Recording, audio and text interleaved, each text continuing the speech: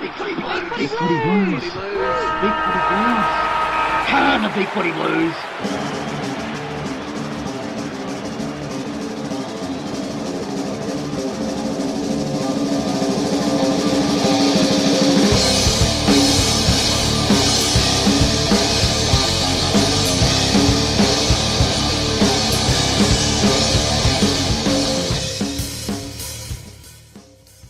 Mighty Blues are on a roll and headed towards flag number 17 in 2017.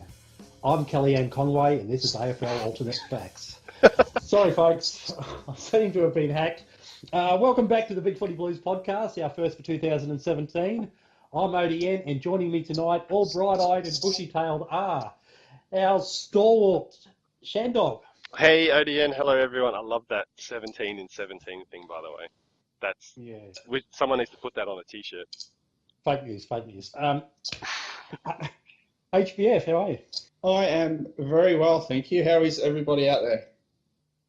I don't know. I think they all said they're good, mate. And we've got a couple of debutantes on the panel tonight. Oh, God, we're going to have some fun with these people. We have Blue and Silver. Howdy do. And we have reigning Rookie of the Year, BlueGun. Welcome. Thank you for asking me along. Surprised to be sitting here. You were railroaded. And we've got a lot to talk about, being the first podcast of 2017, because it's not really pre-season, it's post-season for our AFL women's team. So, no further ado, we'll launch into our girls' talk. Shut up and sit down.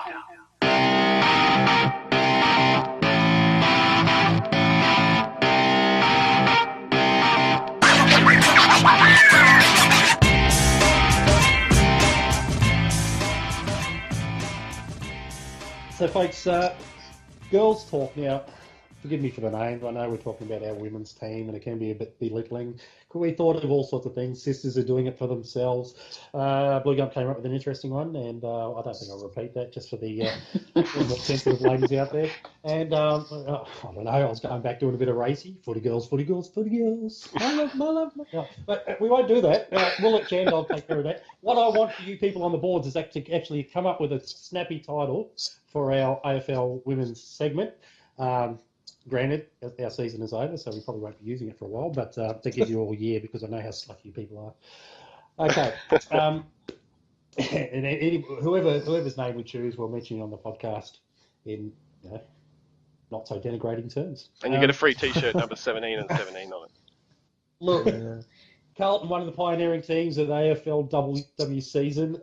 We opened the season against our arch rivals Collingwood at Princess Park, and what a night it was.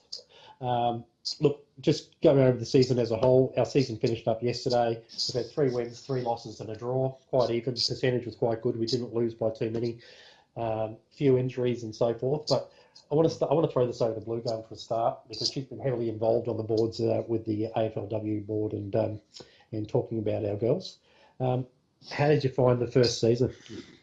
It was great. That first game in particular was fucking awesome.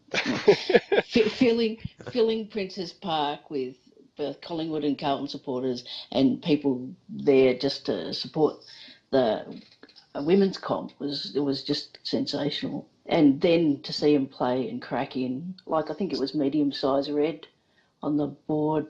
Just game day discussion from Sunday said they just did the jumper proud. It was great.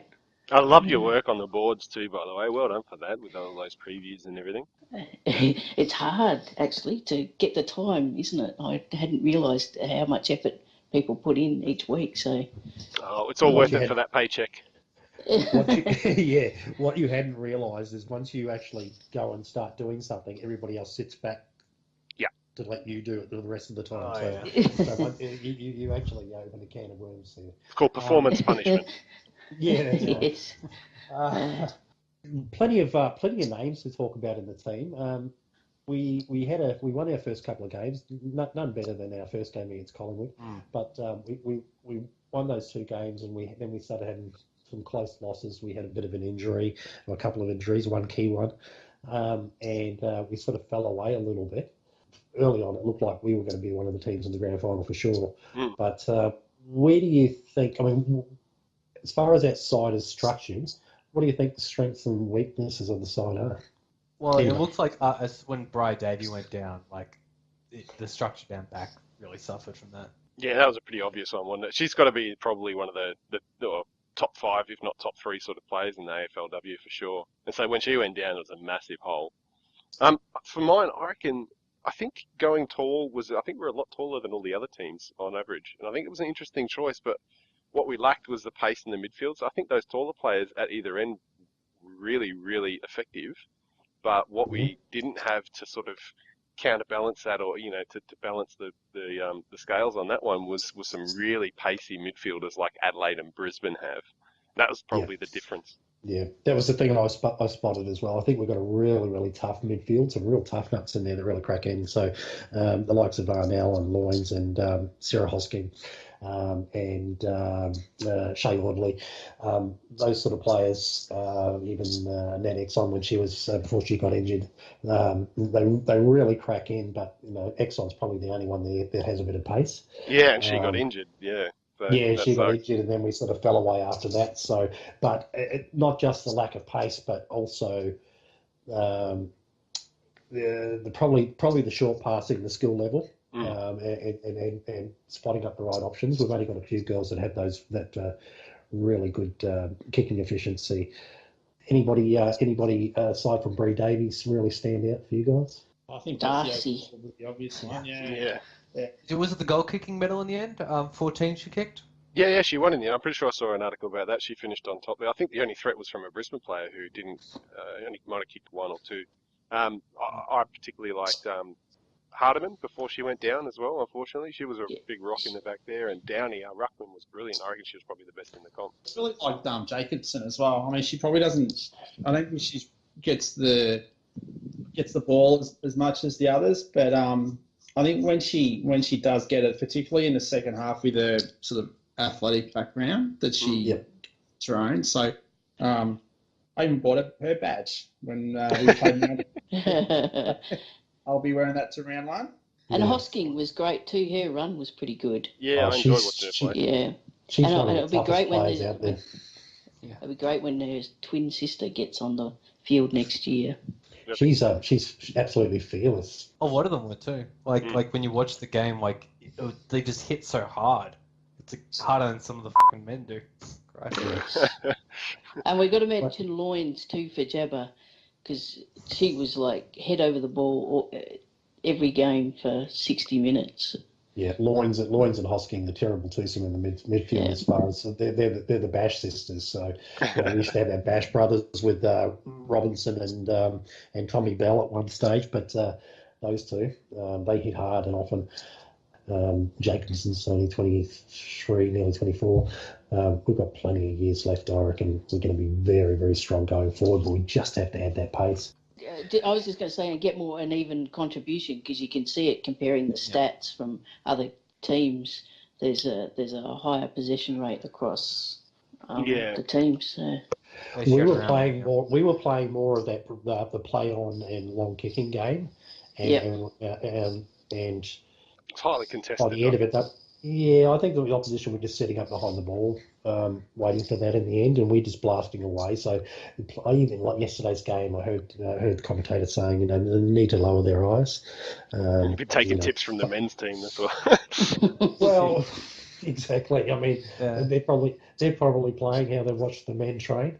Bad move. Carlton has been bombing it long to the square for 25 years now. It's not going to stop. You sound like Thylacine there. He says exactly the same thing every week. Great lines. There you go. Yeah. Well, I think it's absolutely brilliant to be a part of, get to witness the first season of the top tier women's competition. So I think, even once the shine of all of that sort of wore off after the first couple of weeks on it, it was still such a great thing to watch and support. I got to one game, which was awesome, the Adelaide and Carlton one that we so nearly won. And I had the best time there, just even with the crowd. I've been to a lot of footy games over the years, and I can't remember the last time there was such a friendly atmosphere and everyone was enjoying the football together. I brought my family. I had Adelaide supporters buying my little 2-year-old girl merchandise to try and, like Crows merchandise, to try and like convert her over. So, besides me setting that on fire, I'm at the side of the ground and telling them to die in a hole. I mean, it was a great day.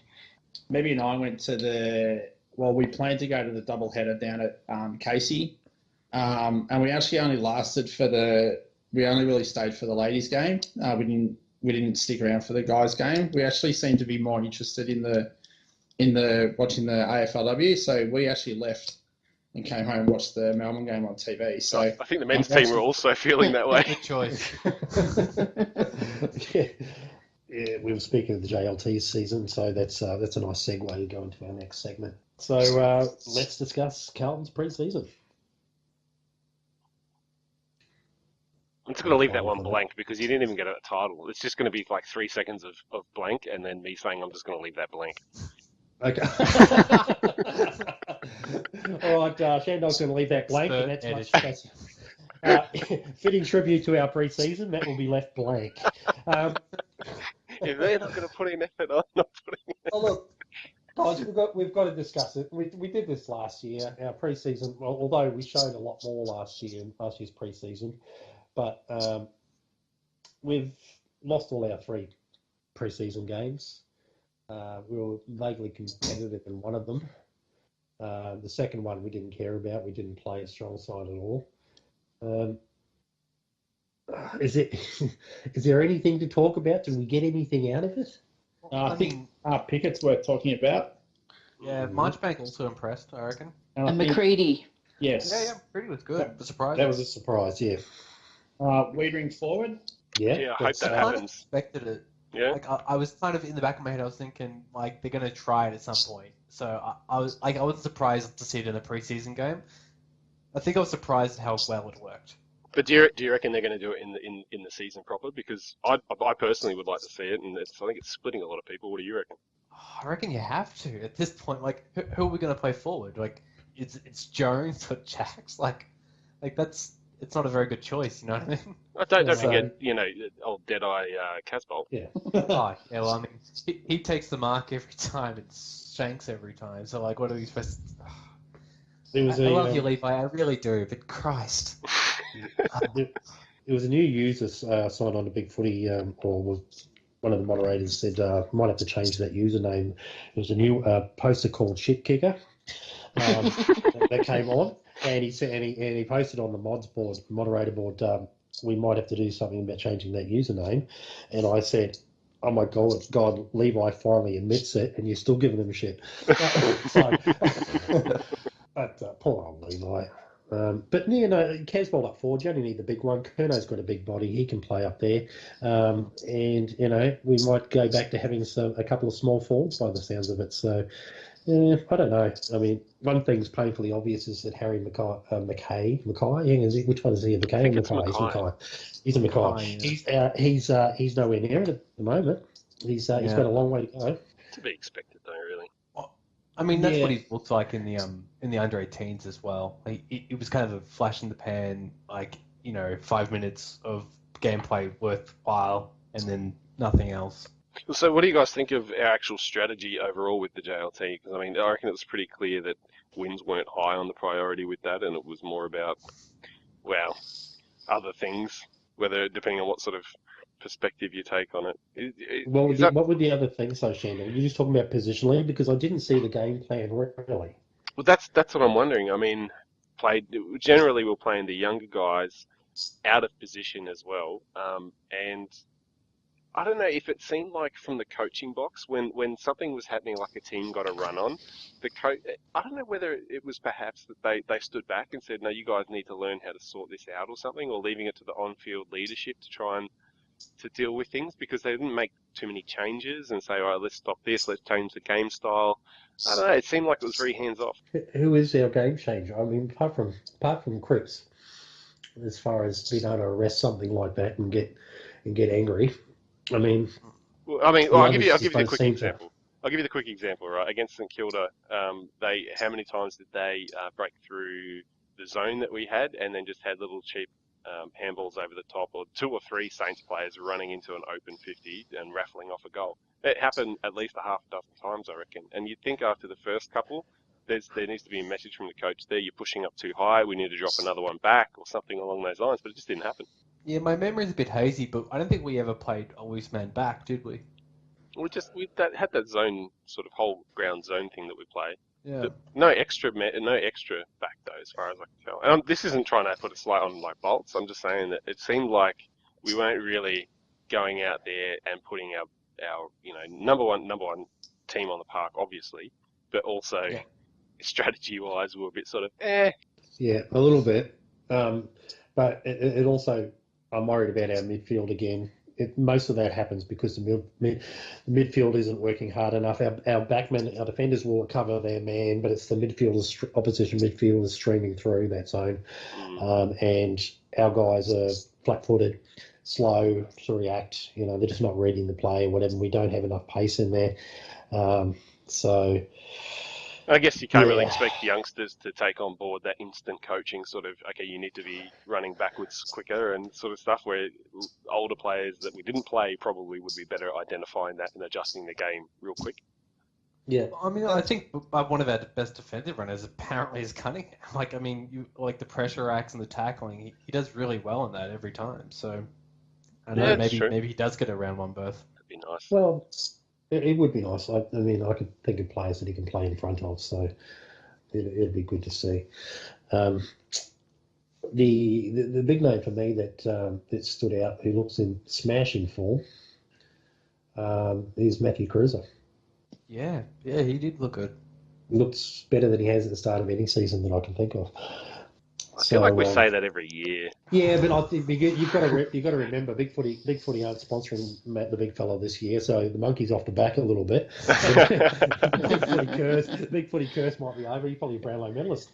Yeah, if you love him, you let him go, right? See, now he's not worried about Ferris, but he's sitting next to him. Yeah. Apart from that, it's not much to. We saw Charlie Curnow in the middle a little bit, so that was good. I think, And Lebois' goal was pretty good. I believe it's pronounced Lebois. Lebois. Yeah. Get about for the boys.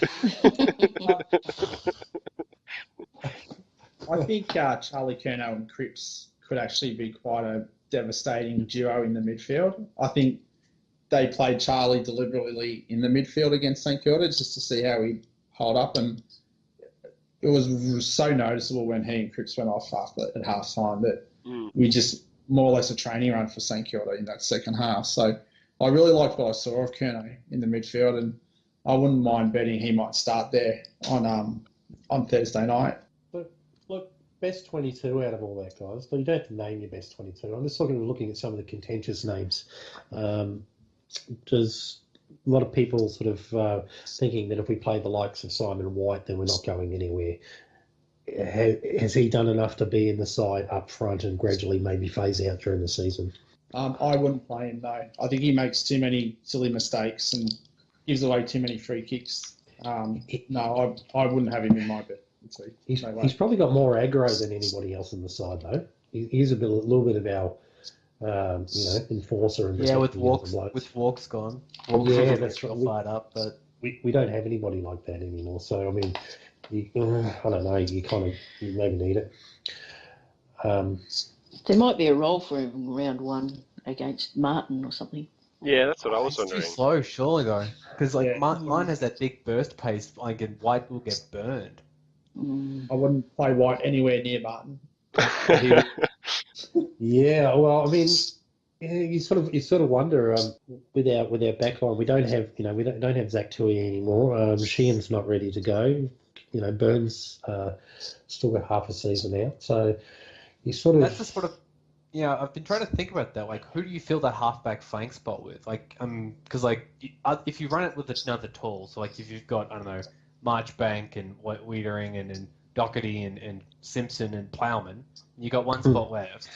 You've got 3 tallish players there, and then you've got 2 runners. But you need that third runner, right? Or you need that smaller player. Otherwise, the smalls will get you by the. Bowls. I was going to say balls, but I thought about not. Yeah, I mean, in time we've got a few to come into that, bro. I mean, obviously Dylan Buckley could potentially play there, but we've done that before, and mixed results. The younger players like Williamson, and I think we're probably looking to play. We'll probably play one of Pickett or Tresky-Seaton when he comes in, maybe from the halfback, because we want to use that, maybe the good skills like in a Yaron type role, potentially. It's not really. I'm just worried because they seem to want to be playing Billy Smets there, and Geelong fans said Billy's not bad, just don't play him in defence because that's what ruined them. And as soon as somebody comes to us with a reputation not being able to play in a particular position, that's exactly where we want to play them. So, it appears to me he's got a bit of toe, but the kicking skills coming out of defence aren't too flash. And, when you start looking at Kerridge and Smets and Ed Curno's gone backwards with his kicking skills again. He had a great year last year, but he seems to have died off again. We've got a lot of players coming off half back and through the middle. They can't hit a target. I put this in my best 22. What about Gibbs at halfback? Does anyone have any thoughts on that? Because I thought, he's a good user of the footy, which is one tick. And then I thought another thing was it actually gives our kids a bit more time in the midfield this year as like a development year. Yeah. See, well, he's a Mr. Fix-It, and he could do it. He can be a general back there, but I don't know why we bothered to fight so hard to keep him if we weren't going to use him to allow their kids to develop properly in the middle, not just throw them in there. I'm not sure if he plays halfback all game. I'm just saying, like, if you want to develop guys like Charlie Curnow and Cunningham and SPS and a few others there to play through the midfield, it actually gives them that opportunity. I mean, I don't know if Gibbs will be at the club in 12 months anyway. So do you get Gibbs to play halfback until we get Byrne or Sheehan back? And this way it's a development year for our young mids. And if they are getting smashed, we can always move Gibbsy back into the midfield. Well, but I mean, I guess the worry is it's like robbing Peter to pay Paul. I mean, like, because who are our clearance mids right now besides Cripps? I mean, it's Murphy, but like Murphy had like a three average last year, average 3 clearances, and like Curnow, but Curnow's not like the person you want really with it in hand. Like Kerridge, like who else? No. Yeah. Those guys don't get that. They don't average much as far as clearances. So Gibbs is our second best clearance player. I do get that, but I mean, I'd take you back to the discussion we were just having about who do we get to fill that other half back, and you don't want someone that can't kick. I reckon there's merit in the fact that I don't think Gibbs works very hard defensively anyway, so he's part of that midfield that lets the opposition through. So he might be better suited cleaning up and playing tall across halfback because he can play that role. He certainly looked really good at times doing that role. Sleeper. I've always wanted to see him play forward. Yeah, I mean, it'd be pretty decent if he was sort of more of an attacking midfielder. But he kicked like 18 this year, didn't he? I don't know how much he kicked. I know he kicked the ball across the Murray.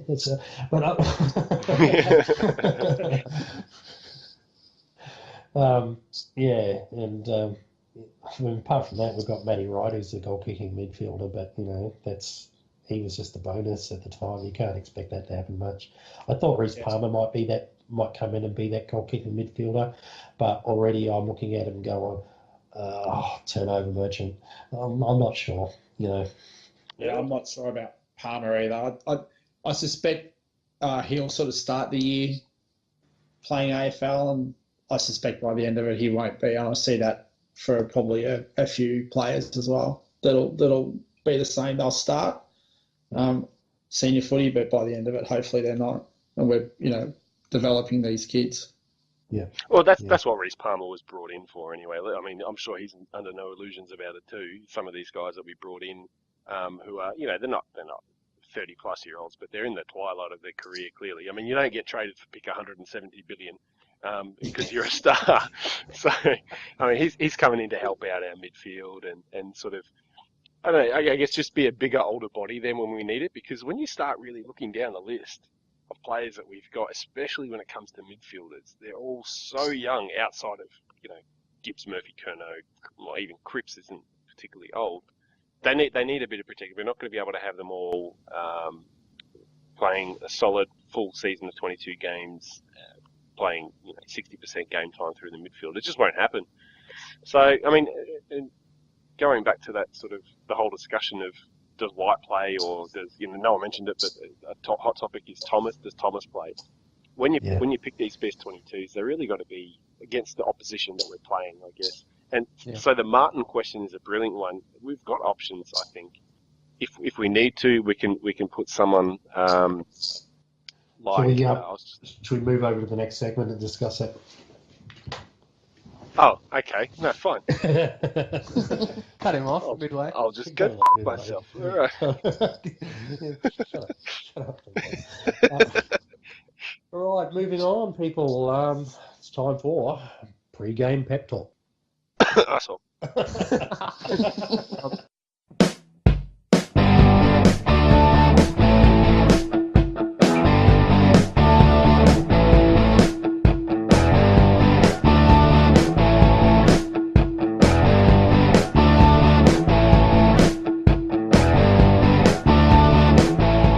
Pre-game pep talk. This Thursday night at the MCG, 7:20, it's Carlton versus Richmond, traditional foe. Traditional season opener. How have Richmond travelled? Not so much the pre-season. I mean, they picked up Prestia and Caddies. They did bolster their midfield a bit. They lost Deledio, who was usually the barometer for them performing well. So they seemed okay in the pre-season. That doesn't count for much. They've obviously won a pre-season game or two, so there's their grand final. About. But I saw KB. What did he say he was going to do? He was going to wear a Carlton jumper for the rest of the year if we won it. So something like that. Yeah. Who was it? Matthew Richardson said if they don't win, he's going to quit the AFL media or something. God, I hope he follows through. There's a little bit of incentive. There's a little bit of incentive there, isn't there? So,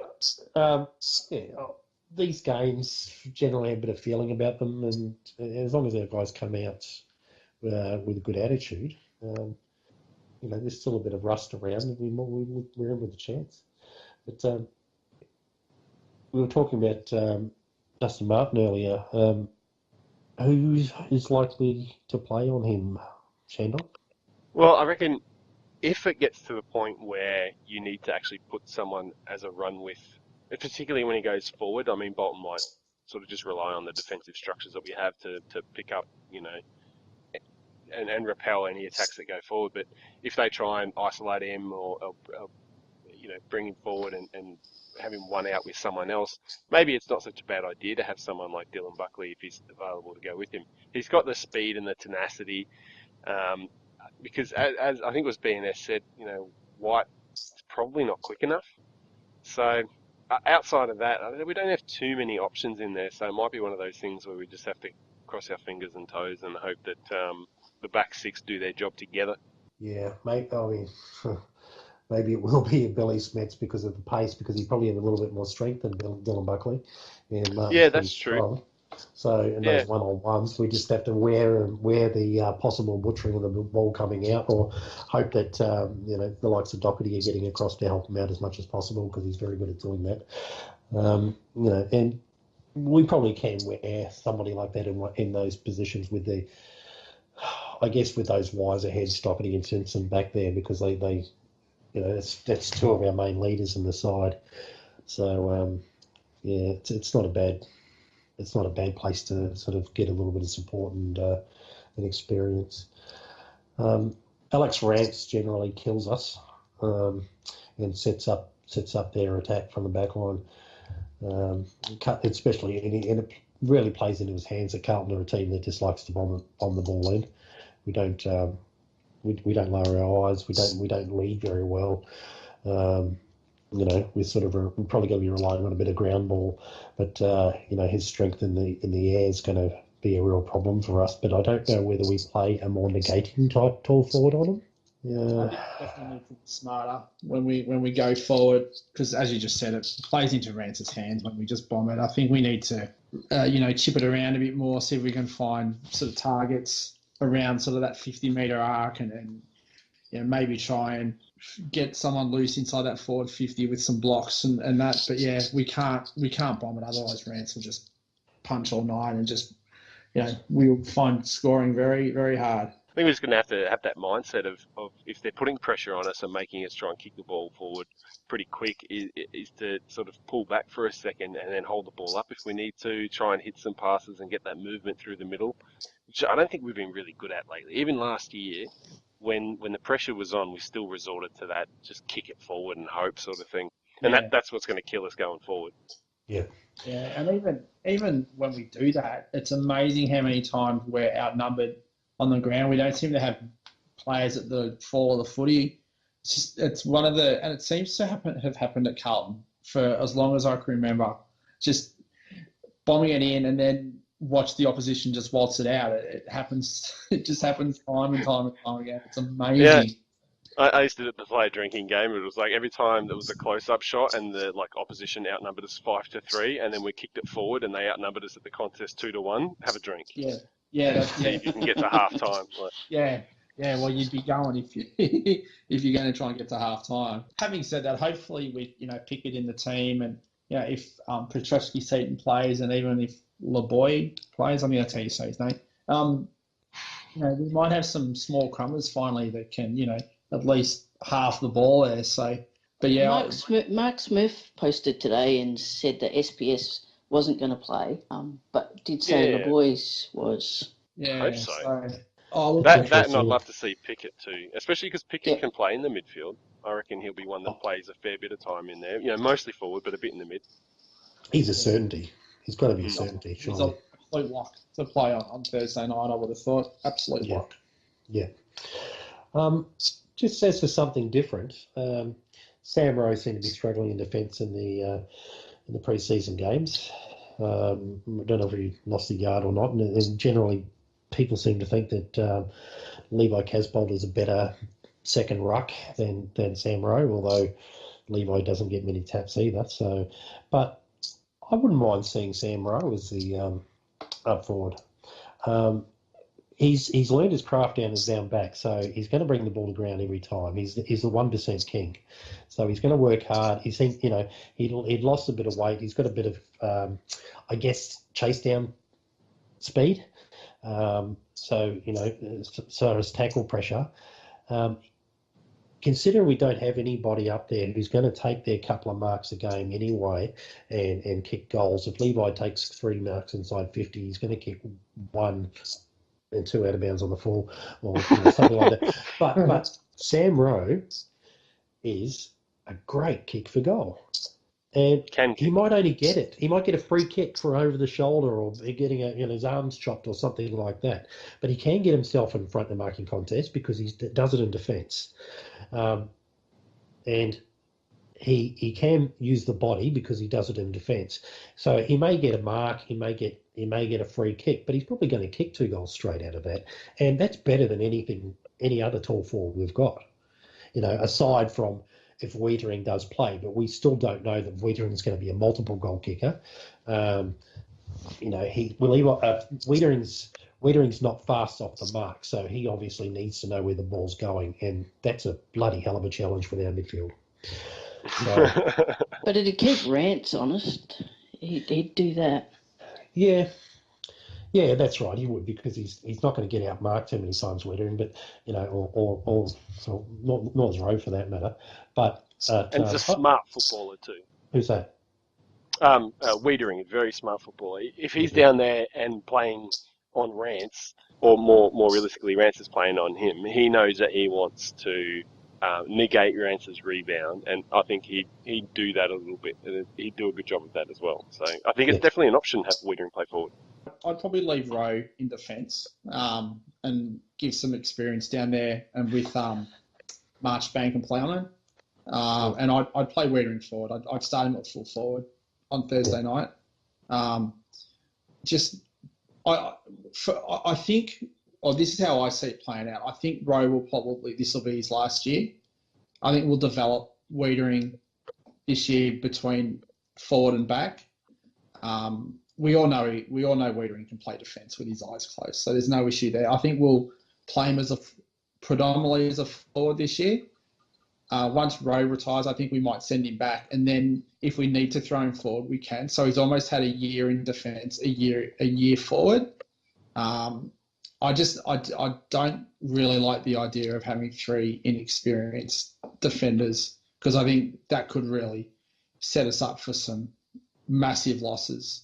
It might just depend on whether there's a matchup available for him, depending on what line we come up against. Anybody else? I mean, we desperately need Mark Murphy to have one out of the box. We need him to have a great season and a good game, because it seems when Murph is flowing, where the others are following.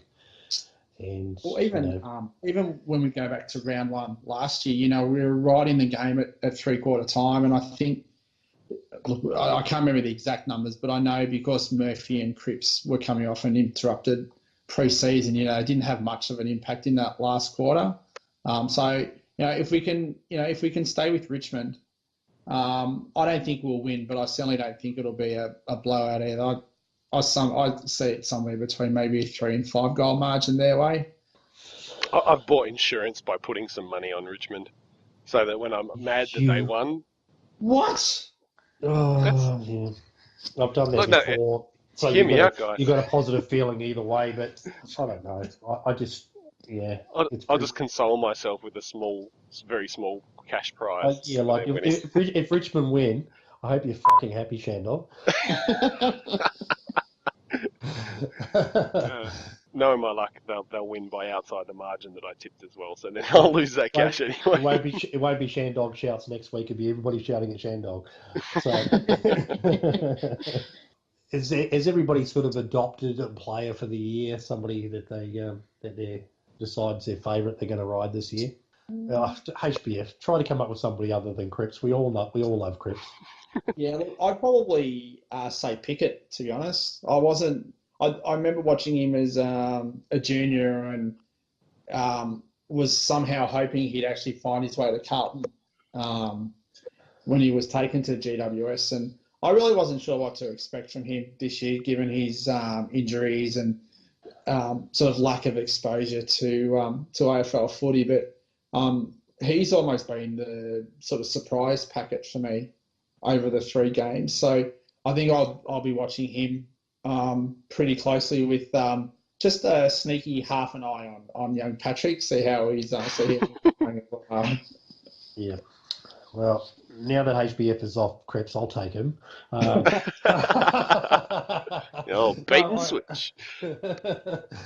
No, I don't know. I mean, I did get some joy at draft time last year when I said I'd like us to take Fisher with our second pick, and old Jimmy said not a chance, not going to happen, and came out and he had to eat humble pie for a little while after that. So I like to see young Fisher do well, but I think I just can't wait, because we haven't seen him during the pre-season games. I just can't wait for young SBS to.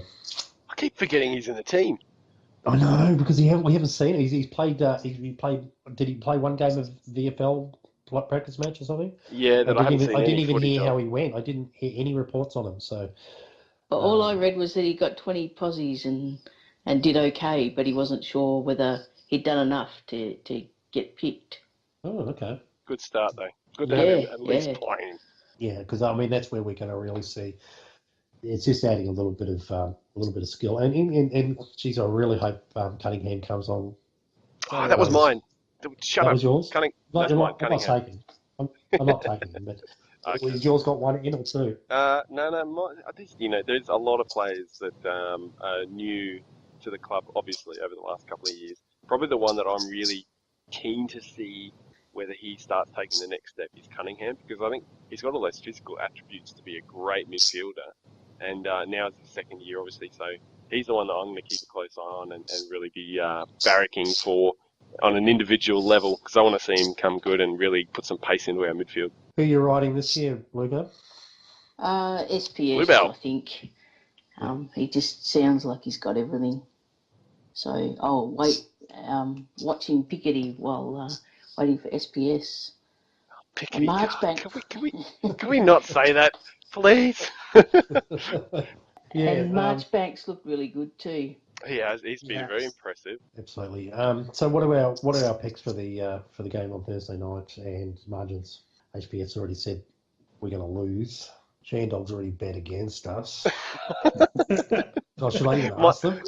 My heart says we'll win by 10 goals. But Yeah. my head disagrees. With Where me, is though. Happy Food now? No, look, I reckon there is an outside chance that we can win this game. Like they're obviously going to go into it as favourites for a reason. I'd like to see the teams before I made an actual call though on that. But look, you never know what'll happen, especially with that first round factor. They weren't that much of a better side than us last year. It could happen, and I don't think it will, but we could win. Well, I think we could win as well. I think a lot of things would have to go right for us. The two players that worry me that we've already discussed are Martin and Rance. I think if we can somehow keep both of them quiet and out of the game, we've got a really good show of beating Richmond. But I can't see that happening. And I think, as I said before, probably somewhere between a 3 and 5 goal loss for us on Thursday night. Any idea which bloody Richmond no-name spud, soon to be delisted, is going to have an absolute star game against us this year? Well, I don't even know what his name is, but apparently it's the guy that's supposed to is it Dan Butler, maybe, that's got speed to burn, who's debuting. So he'll probably kick 5 goals and have 25 possessions or something like that, knowing us. But and not have his contract renewed in 2 years, yeah. Correct. Yep. So just as long as Sean Grigg doesn't kick the winning goal, that'd annoy me a lot. BlueGun, are you hedging your bets here? Who's going to win? I think Richmond, but I don't think that they've improved all that much from last year. So if we went that close, I'm hoping for a sneaky win. Okay. Well, I think we're going to win by 4 goals, so I'm pretty confident about that. So, before we sign off, we've been going a while now. Do we have any great predictions for this year? As far as the Carlton team goes, it doesn't have to be. It can be based on our whole season.